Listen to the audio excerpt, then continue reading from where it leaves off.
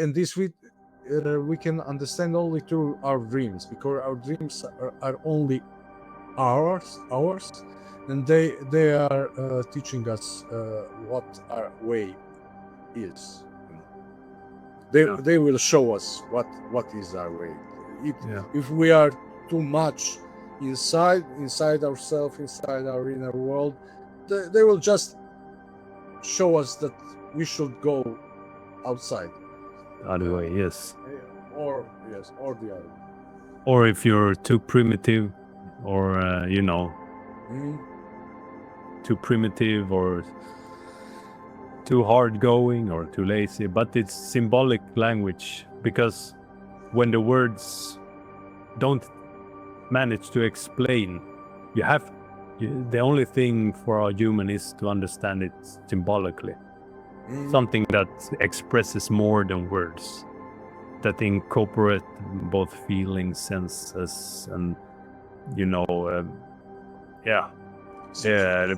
patterns. Sometimes the message, it cannot even be put in words, because it's something that only you can feel and understand, and this is enough. From your particular perspective, and how can you explain like a synchronistic coincidence?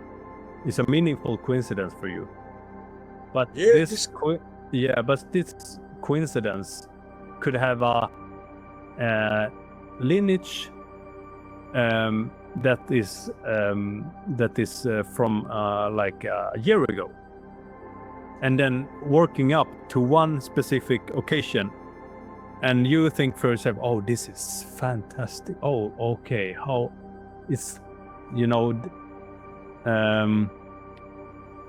you can't explain it to someone, because it's one little occasion can have a big history. Do you know what I know without explaining it too deeply? So it's quite obvious that you can't when you get conscious of it, you see that many times it's not worth explaining to someone more than take it as a thank God for the insight in the end. It's a message only for you only. No one can understand it more than you. It's quite impossible when you think about it in that way, because that's also one thing that can be a little bit of a trap with Jung, and when you come into more spiritual questions and so forth, is that you are full of you can see this in new agey people, that they want to explain everything. They want to let everyone into the truth, and they get inflated also, ego inflated. And that's also one tricky part of both dreams and psychedelics and breath work and all that, and it can also, of course, happen when you start reading Bible and come to Christ.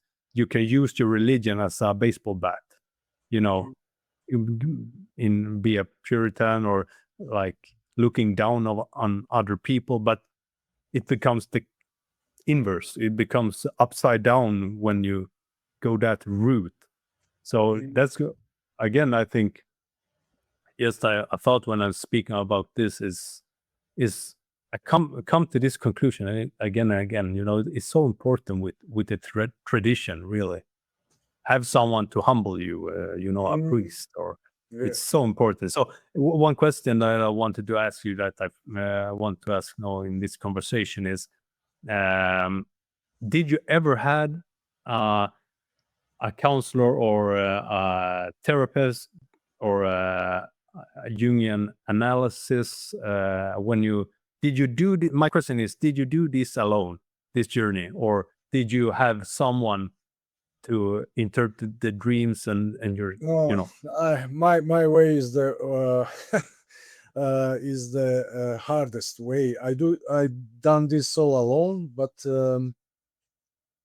and it was it was the hardest way because the greatest lesson to be learned, and it was the most difficult to learn it without any help from the outside. It's the thing about humbleness, so about being humble, because you are so deceived, you are deceived by these energies and images, and this spiritual world is it's a dangerous place and a dangerous game if it's not if you walking through it without any guide and alone, but I had Jung's books. I had Christ. I had New Testament. I have the faith. I had the prayers. I had my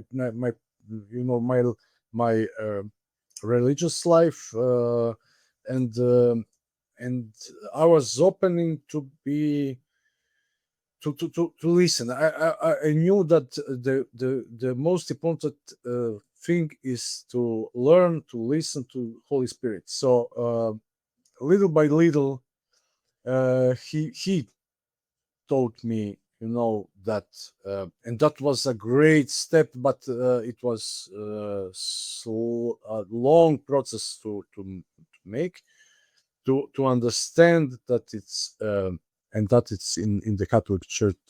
This is the most uh, um, the most important, maybe thing, to be obedient. To be obedient to the authorities of the church, because Satan is so intelligent and so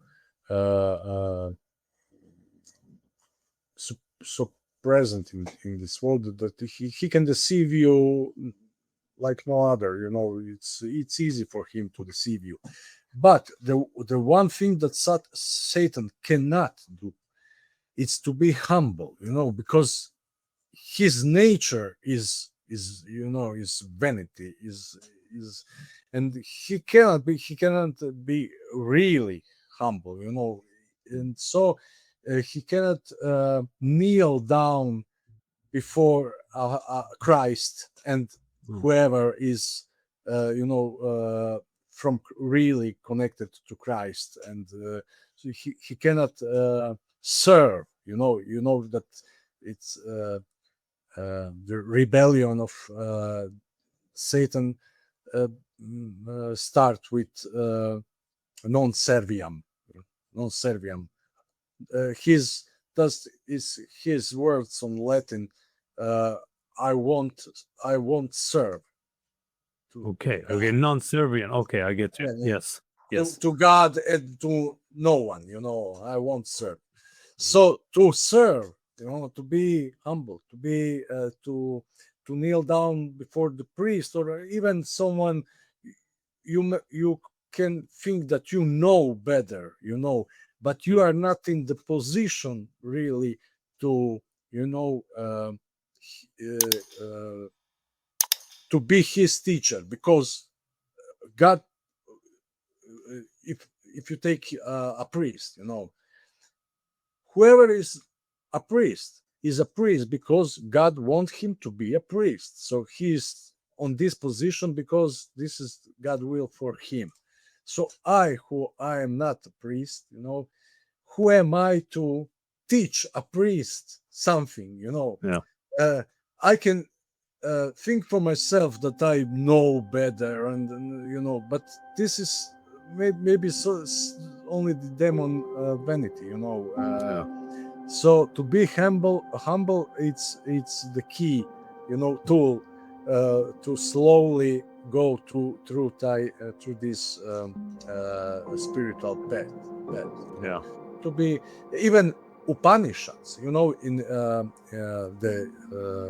Vedistic tradition and the Hinduist. Upanishad means to sit down near the feet of your master, so to be the one who will listen and be receptive, and not to came and I know everything. So and I was, before, when I was younger, so I was full of pride and Pride, yeah. so that was something that but it was the hard way to learn this lesson. Maybe with some teacher or some someone, it will be easier. But we live in a country